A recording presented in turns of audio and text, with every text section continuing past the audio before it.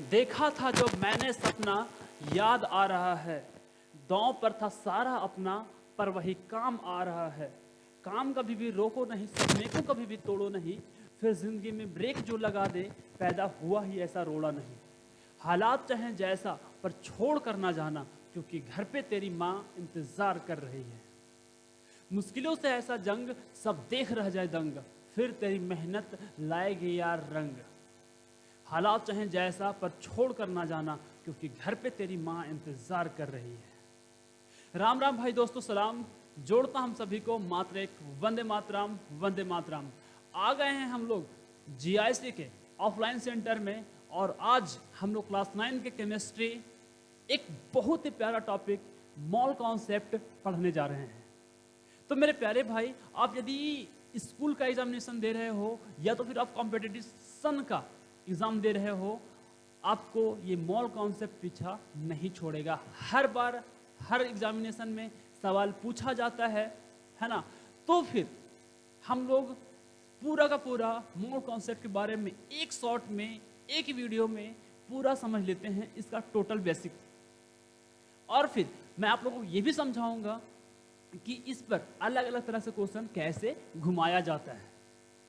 तो सबसे पहले बात है ना, हम लोग एक छोटा सा ओवरव्यू कर लेते हैं कि आखिर इस वीडियो में हम लोग आज क्या क्या पढ़ने वाले हैं। हम लोग पढ़ेंगे इस वीडियो में कि ग्राम एटॉमिक मास क्या होता है, ग्राम मोलिकुलर मास क्या होता है ना, molar mass of atom, molar mass of molecule के बारे में पढ़ेंगे, है ना। और फिर तब हम लोग इस लायक बन जाएंगे कि मॉल कॉन्सेप्ट को समझ सकें।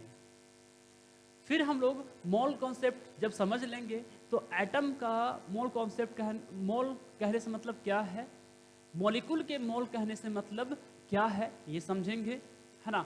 फिर हम लोग अलग अलग एटम पर क्वेश्चन कैसे पूछा जाता है, मोल ऑफ एटम पर क्वेश्चन कैसे पूछा जाता है या कैसे घुमाया जाता है, इसके बारे में सीखेंगे। फिर मॉलिक्यूल का जो मोल्स है उसका कॉन्सेप्ट, और फिर कैसे क्वेश्चन को घुमाया जाता है उसके बारे में हम लोग जानेंगे। तो प्यारे भाई, तो समझ लेते हैं सबसे पहले कि क्या होता है ग्राम एटॉमिक मास। तो इसमें आ रहा है एटम, है ना। आगे फिर बताऊंगा मॉलिक्यूल के बारे में। तो सबसे पहले बात तो यही कि एटम क्या होता है और फिर मॉलिक्यूल क्या होता है। तो एटम किसी भी एलिमेंट का, है ना, सबसे छोटा टुकड़ा होता है, सबसे छोटा, है ना, पार्टिकल होता है ना। सबसे अल्टीमेट बोल सकते हैं पार्टिकल जो होता है ना, अल्टीमेट पार्टिकल मतलब जो सबसे अंतिम टुकड़ा, है ना, वो होता है क्या, एटम, है ना, यानी कि smallest unit of the element, ठीक है ना।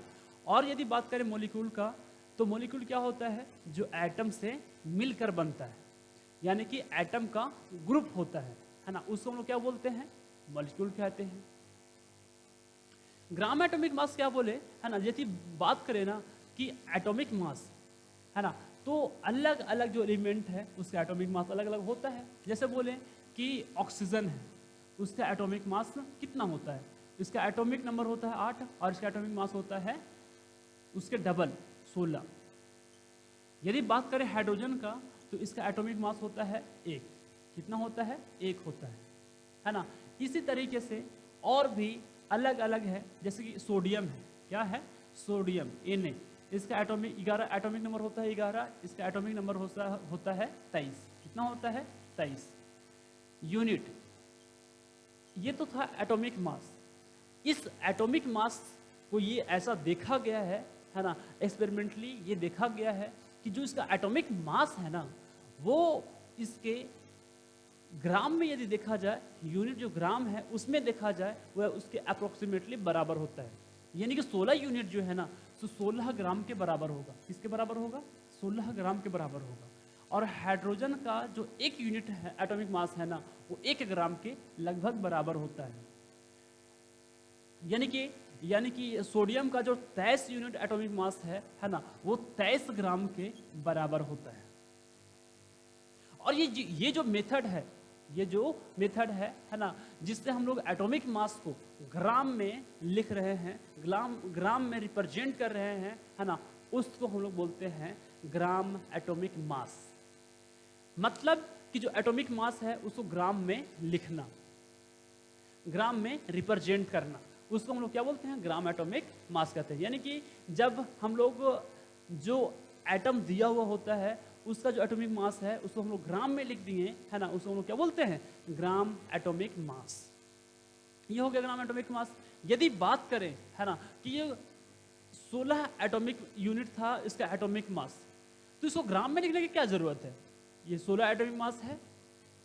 तो भाई साहब ये जो 16 ग्राम है एटॉमिक ऑक्सीजन का मास, वो ये दिखाता है कि यदि 16 ग्राम ऑक्सीजन होगा तो वो 1 मोल को रिप्रेजेंट करेगा, और 1 मोल का मतलब होता है उसमें 6.022 into 10 to the power 23 atoms.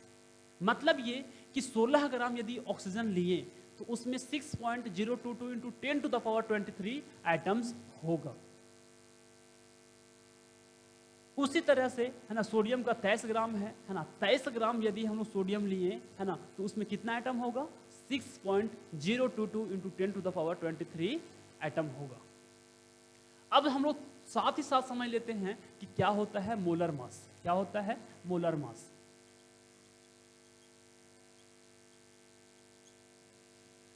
तो मोलर मास जो है ना, so actually gram atomic mass जो होता है ना, उसको हम लोग मोलर मास भी कह सकते हैं।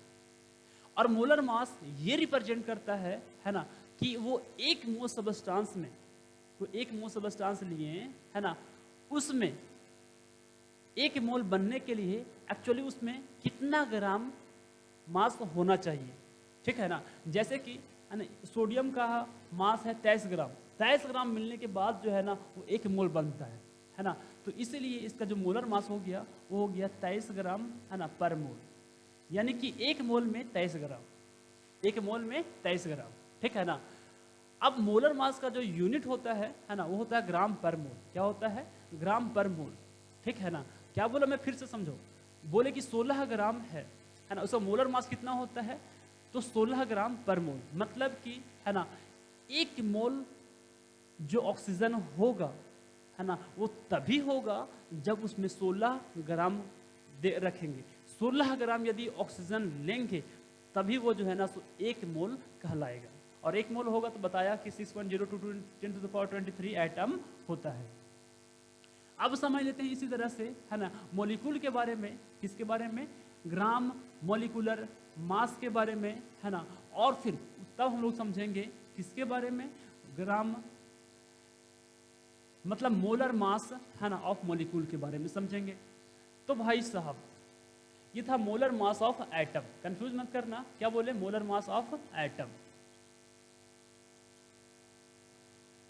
तो आगे, है ना, हम लोग चलते हैं मोलिकुलर मास, मतलब कि तो मॉलिक्यूल कोई दिया हुआ है, जैसे बोले कि H2O मॉलिक्यूल है। H2O क्या है, मॉलिक्यूल है, ठीक है ना। वाटर का मॉलिक्यूल है ना। जैसे बोले कि CO2 मॉलिक्यूल है, बोले O2 ऑक्सीजन मॉलिक्यूल है। तो इसमें जो मास होता है वो कितना होता है, तो 16, एक ठो जो ऑक्सीजन है ना, उसका एटॉमिक मास होता है कितना, 16। कितना होता है, 16। और 2 ठो है तो मल्टीप्लाई करना पड़ेगा 2 से, यानी कि 32 यूनिट आया। कितना आया, 32 यूनिट। और जो मॉलिक्यूलर मास है 32 यूनिट, इसको यदि हम लोग ग्राम में लिखें तो वो न्यूमेरिकली 32 ग्राम के बराबर होता है ना। उसको हम लोग बोलते हैं ग्राम मॉलिक्यूलर मास। मतलब कि जो एटॉमिक मास है, मॉलिक्यूल का जो एटॉमिक मास है वो ग्राम में, है ना, उसके एटॉमिक मास के बराबर होता है ना। उसको हम लोग बोलते हैं ग्राम मॉलिक्यूलर मास। मतलब ये 32 जो यूनिट है ना वो 32 ग्राम के बराबर होगा, है ना।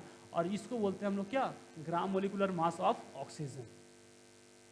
अब 32 ग्राम जो है ना वो ये रिप्रेजेंट करता है ना, कि 32 ग्राम जो है ना सो 1 मोल को रिप्रेजेंट करता है।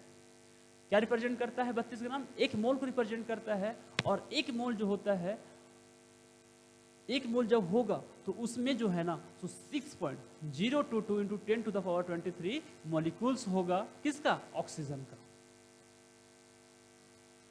उसी तरीके से, है ना, H2O का जो होता है, हाइड्रोजन का एक एटॉमिक मास होता है, 2 ठो एटम है तो 2 ठो हो गया, प्लस में ऑक्सीजन का बताया मैंने आप लोगों को 16, तो 16 दो 18 यूनिट, और 18 यूनिट जो है एटॉमिक मास वो न्यूमेरिकली 18 ग्राम के बराबर होता है, और 18 ग्राम जो है ना, सो एक मोल को रिप्रेजेंट करता है, और एक मोल जो है सो 6.022 इंटू 10⁻23 मॉलिक्यूल्स को दिखाता है। किसका मॉलिक्यूल्स को, है ना, H2O मॉलिक्यूल्स को दिखाता है। अब बात करें यदि मोलर मास ऑफ मॉलिक्यूल का बात करें, मोलर मास ऑफ मॉलिक्यूल का बात करें, तो ये जो कुछ दूसरा चीज है नहीं, है ना, कि जो ग्राम मॉलिक्यूलर मास है ना, उसी का दूसरा नाम है मोलर मास ऑफ मॉलिक्यूल, जो ये बताता है ना, कि एक मोल में कितना ग्राम, एक मोल बनने के लिए, है ना, कितना ग्राम मॉलिक्यूल्स लिया गया है। जो मॉलिक्यूल है ना उसका कितना ग्राम होना चाहिए तब वो जो है ना एक मोल बन जाएगा। यहाँ पर 18 ग्राम यदि H2O मॉलिक्यूल रहेगा तब ये क्या हो जाएगा, एक मोल बन जाएगा। यानी कि इसका जो मोलर मास हो गया, है ना, H2O मॉलिक्यूल का जो मोलर मास है वो कितना हो गया, 18 ग्राम पर मोल, 18 ग्राम पर मोल। यदि इसका बात करें तो इसका जो मोलर मास, यदि कि मोलर मास ऑफ मॉलिक्यूल का बात करें तो होता है 32 ग्राम पर मोल। That's it. अब हम लोग इस लायक बन गए हैं कि हम लोग मोल कॉन्सेप्ट को समझ सके।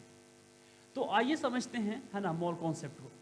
तो आप लोगों ने देखा होगा, है ना, या तो फिर जानते होंगे, है ना, या तो फिर आप जो है ना तो सिर्फ स्टोरी सुनी भाई, है ना। कभी आपने सोचा है कि बैंकों में कितना तरह का सिक्का होता है?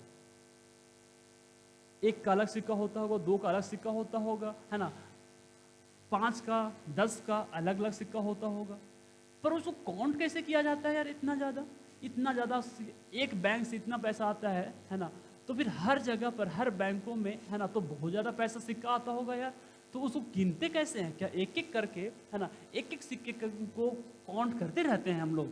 वहाँ पर जो बैंक में है ना, सो क्या सिक्कों को काउंट किया जाता है? नहीं, उस सिक्कों को काउंट नहीं किया जाता है ना, सिक्कों को काउंट नहीं किया जाता है।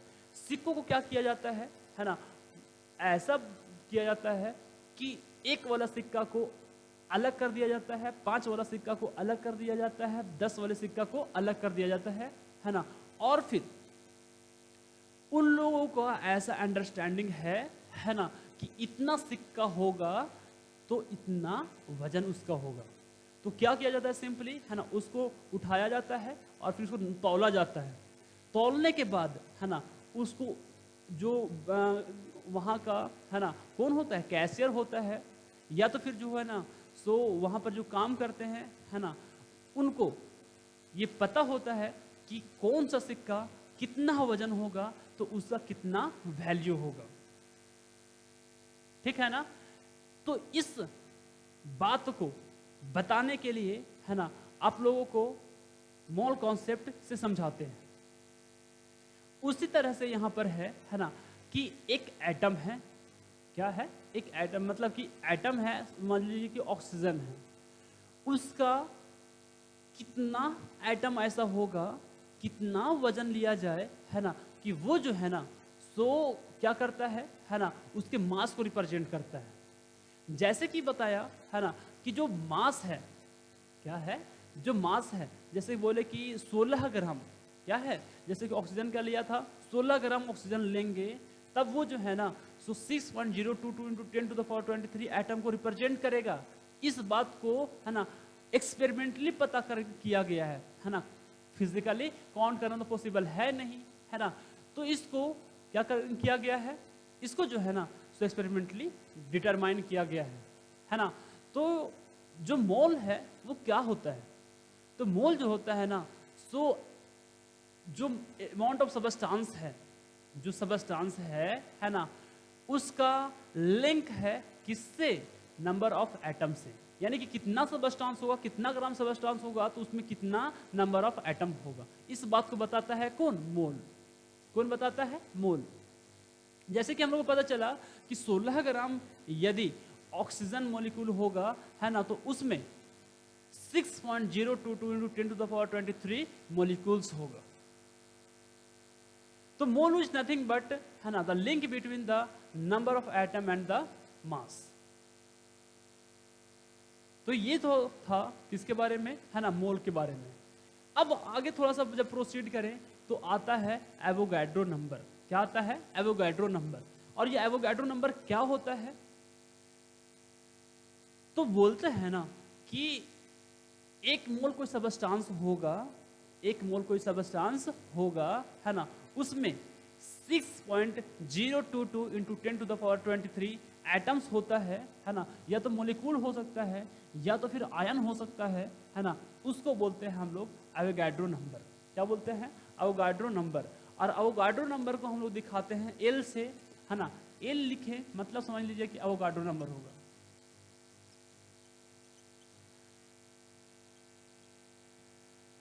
क्या होगा? Avogadro's number. और एवोगैड्रो नंबर जो है ना, तो क्या होता है? 6.022 into 10 to the power 23 atoms हो सकता है ना, मोलिक्यूल्स हो सकता है,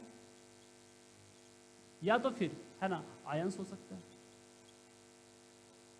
ये था, है ना, एवोगैड्रो नंबर के बारे में कुछ कॉन्सेप्ट, है ना। अब हम लोग मोल कॉन्सेप्ट, मोल तो समझ में आया। और यदि और बात करें ना मोल के बारे में, और बात करें तो मोल क्या होता है ना, अमाउंट ऑफ सबस्टांस होता है। अमाउंट ऑफ सबस्टांस मतलब कोई सबस्टांस है, वाटर है, चाहे तो फिर वो ना कैल्शियम कार्बोनेट है ना, उसका एक खास अमाउंट, कोई खास मात्रा, है ना, उसमें कितना नंबर ऑफ एटम होगा, है ना, इस बात को बताता है कौन? मोल। कौन बताता है? मोल बताता है। ठीक है ना। जैसे एग्जांपल से बात करें, है ना, कि कार्बन 12 है, कार्बन 12 है ना, उसका एटॉमिक मास कितना होता है? 12 ग्राम होता है। और 12 ग्राम में उतना ही एटम होता है ना, उसमें जो एटम्स होगा वो उतना ही एटम होता है ना, जितना कि एवोगैड्रो नंबर में दिखाया गया है, यानी कि 6.022 into 10 to the power 23 atoms. ठीक है। अब यदि हम लोग आगे समझ लेते हैं, आगे आगे चलते हैं, है ना, और ये समझने का कोशिश करते हैं, है ना, कि मोल ऑफ एटम से मतलब क्या है, अब उससे क्वेश्चन कैसे पूछा जाता है ना, इसके बारे में। तो जब भी बोले ना मोल ऑफ एटम, है ना, जैसे कि बताएं कि एटम का 16 ऑक्सीजन है, ऑक्सीजन इसका 16 ग्राम इसका मास है ना, तो ये जो है ना एक मोल को रिप्रेजेंट करता है। कितना रिप्रेजेंट करता है? एक मोल को रिप्रेजेंट करता है। O2 है, वो जो है ना 32 ग्राम होता है, 32 ग्राम इसका atomic molecular gram molecular mass होता है, और ये जो है ना एक मोल को रिप्रेजेंट करता है, एक मोल को रिप्रेजेंट करता है। ठीक है ना। तो ये था ग्राम मोलिकुलर, ग्राम किसमें? ग्राम मतलब मोल जो है ना, मोल ऑफ एटम के बारे में, मोल ऑफ मॉलिक्यूल के बारे में। अब भाई साहब, है ना, ये जो चीज है 16 ग्राम, ये 32 ग्राम, जो भी चीज आप लोग लिख रहे हैं, अब हम लोग ये डिस्कस कर लेते हैं, है ना, कि इसमें और क्या क्या खास बात है। तो पहली बात तो आपको यही बताया, है ना। एक बात आप ध्यान में रखना, है ना, कि जो ग्राम एटॉमिक मास होता है ना, क्या बोला? ग्राम एटॉमिक मास जो होता है वो जो है ना, सो किसके बराबर होता है? ग्राम एटॉमिक मास जो होता है वो जो है ना किसके बराबर होता है? एटॉमिक मास के बराबर होता है, एटॉमिक मास के बराबर होता है। और ग्राम एटॉमिक मास जो होता है ना, और ये किसके बराबर होता है? मोलर मास के बराबर होता है। ये भी किसके बराबर होता है? मोलर मास के बराबर होता है। ठीक है ना। और फिर जो मोलर मास है, चाहे तो ग्राम एटॉमिक मास है ना, मोलर मास है, उसमें कितना मोलर मास जो होता है ना, उसमें कितना एटम होता है? 6.022, है ना, into 10 to the power 23 atom या तो मोलिक्यूल होता है। एटम होता है, एटम के बारे में चले तो एटम चलते हैं, और इसको बोलते हैं एक मोल। क्या बोलते हैं? एक मोल, है ना। एक मोल में जो होता है ना, सो 6.022, सेम टू सेम यही वाला बोल रहे हैं, है ना, ये वाला। एक मोल में कितना होता है? 6.022 into 10 to the power 23 atoms होता है। अब इसी पर, है ना, क्वेश्चन क्या क्या अलग अलग तरीके से क्वेश्चन पूछा जाता है। तो पहला सवाल तो यही है आपके सामने, है ना, कि भाई साहब, है ना, मेरे पास जो है ना सो ऑक्सीजन है। क्या है? ऑक्सीजन है। और ऑक्सीजन जो है ना वो है कितना, मान लीजिए कि मेरे पास 16 ग्राम, तो 16 ग्राम 1 मोल को रिप्रेजेंट करता है। तो यही क्वेश्चन पूछ दिया जाएगा कि मेरे पास 16 ग्राम नहीं 5 ग्राम ऑक्सीजन है, 5 ग्राम ऑक्सीजन है, तो वो कितना मोल को रिप्रेजेंट करेगा। तो जानते हैं हम लोग, है ना, कि 16 ग्राम जो होता है ना, 16 ग्राम ऑक्सीजन, 16 ग्राम ऑक्सीजन जो होता है ना, सो 1 मोल को रिप्रेजेंट करता है। ठीक है ना। तो 1 ग्राम जो ऑक्सीजन होगा वो कितना रिप्रेजेंट करेगा, 1/16 को रिप्रेजेंट करेगा, 1/16 मोल को रिप्रेजेंट करेगा। ठीक है ना। तो 5 ग्राम कितना, 5 ग्राम जो ऑक्सीजन होगा वो कितना मोल को रिप्रेजेंट करेगा, कितना मोल होगा इसमें, तो 5 ग्राम से 5 से मल्टीप्लाई करना पड़ेगा। तो 5/16, है ना, 5/16 मोल, 5/16 मोल। इसको डिवाइड करोगे आप तो आएगा 16 तिया 48, कितना आएगा 16 तिया 48, है ना, और 16 दूनी 32, 16 85, इतना मोल रिप्रेजेंट करेगा। ठीक है ना, यानी कि 0.325 मोल रिप्रेजेंट करेगा कितना, 5 ग्राम ऑक्सीजन। ठीक है ना। पहला सवाल तो इस टाइप का क्वेश्चन पूछा जाता है यार, है ना। अब थोड़ा सा हम लोग ये बात कर लेते हैं कि ये बोलता है कि पहला बात तो ये समझा गया आपको, यानी कि हम लोग को ये पूछा जाएगा, है ना, कि अलग अलग जो वजन दिया हुआ होगा, अलग अलग वजन दिया हुआ होगा कोई आइटम का, है ना, उसमें कितना मोल होगा वो पूछा जाएगा। अगला क्वेश्चन ये पूछा जा सकता है, अगला क्वेश्चन ये पूछा जा सकता है कि भाई, है ना, मान लीजिए कि 8 ग्राम है, 8 ग्राम, है ना, कोई मान लीजिए कि ऑक्सीजन है, 8 ग्राम क्या है, ऑक्सीजन है, उसमें कितना एटम होगा, उसमें कितना एटम होगा। तो हम लोग जानते हैं, है ना, कि 16 ग्राम जो ऑक्सीजन होता है वो 1 मोल को रिप्रेजेंट करता है ना। ऑक्सीजन जो 16 ग्राम है, ऑक्सीजन का जो एटॉमिक मास है कितना होता है, 16 होता है, और 16 जो एटॉमिक मास के बराबर होता है वो ग्राम में 1 मोल को रिप्रेजेंट करता है। और 1 मोल में कितना एटम होता है, 6.022 × 10⁻23 एटम होता है। तो 16 ग्राम में इतना एटम होता है, तो 8 ग्राम में कितना होगा, तो पहले 1 ग्राम में निकालना पड़ेगा। तो 1 ग्राम में जब निकालेंगे तो 1 से इसको डिवाइड करना पड़ेगा, यानी 6.022 × 10⁻, है ना, 23 एटम डिवाइडेड बाई कितना, 60। हमसे पूछा था 8 ग्राम में, 1 ग्राम यूनिटी मेथड आप जानते होंगे ऐसे कि एक ठो ऐसा है कि 16 ग्राम का, 16 ग्राम में इतना आइटम है, तो 1 ग्राम में निकालने के लिए क्या करते हैं, डिवाइड करते हैं। ठीक है। अब हमको निकालना है 8 ग्राम में, कि 8 ग्राम में निकालना है, 1 ग्राम में इतना आइटम, तो 8 ग्राम में निकालने के लिए 8 से उसको मल्टीप्लाई कर देंगे। 8 ग्राम में कितना आइटम, तो 6.022 × 10⁻23 है, डिवाइडेड बाई 16, है ना, मल्टीप्लाई करेंगे 8 से, तो 8 दूनी 16, इसको कैंसिल कर देंगे तो आ जाएगा 3, है ना, 011, ठीक है ना, इंटू 10⁻23 एटम। ठीक है ना। तो ये आ गया आपका कि 8 ग्राम जब एटम लेंगे ना तो 3.02011 × 10⁻23 एटम्स होगा। तो ये क्वेश्चन तरह से पूछा जा सकता है दोस्त। यदि बात करें अगला, कि अगला क्वेश्चन कैसे पूछा जा सकता है ना, तो अगला क्वेश्चन ये पूछा जा सकता है ना, थोड़ा सा समझ लेते हैं, देखते हैं यहाँ पर बुक में दिया हुआ है।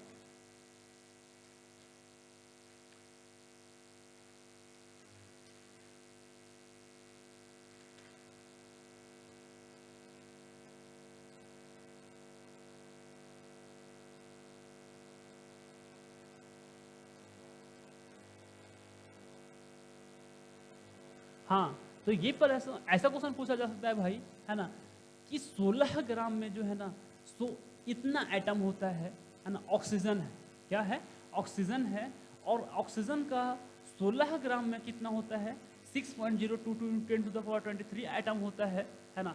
तो ये क्वेश्चन पूछ लेगा आपसे, बताइए, है ना, कि एक एटम का वजन कितना होगा, ऑक्सीजन का जो एक एटम होगा उसका वजन कितना होगा। तो आप लिख लेंगे ऐसा कि 6.022 इंटू 10⁻23 एटम में 18 ग्राम होता है। कितना ग्राम होता है? सॉरी 16 ग्राम होता है।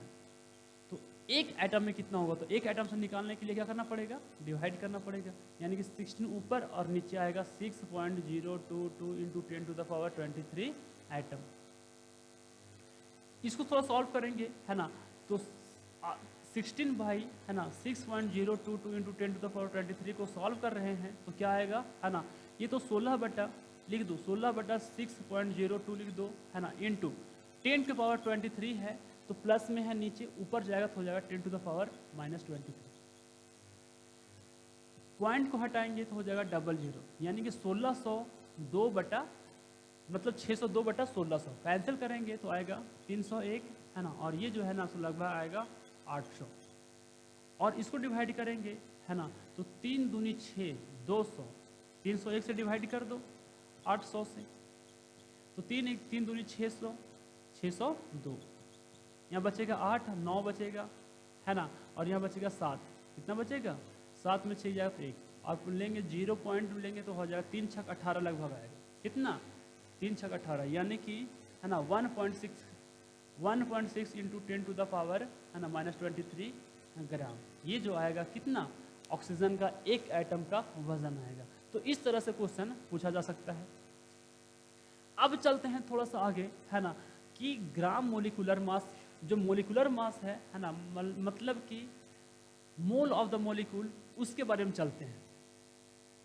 तो भाई साहब, है ना, जैसे कि आप लोग बताया कि ऑक्सीजन का जो मोलिकुलर मास होता है, ऑक्सीजन का जो मोलिकुलर मास होता है वो कितना होता है? 18 ग्राम होता है। अभी तुरंत लिख के बताया था, है ना। अब फिर से लिख के बता देते हैं भाई, क्या बड़ी बात है। ऑक्सीजन का मतलब H2O क्या है? H2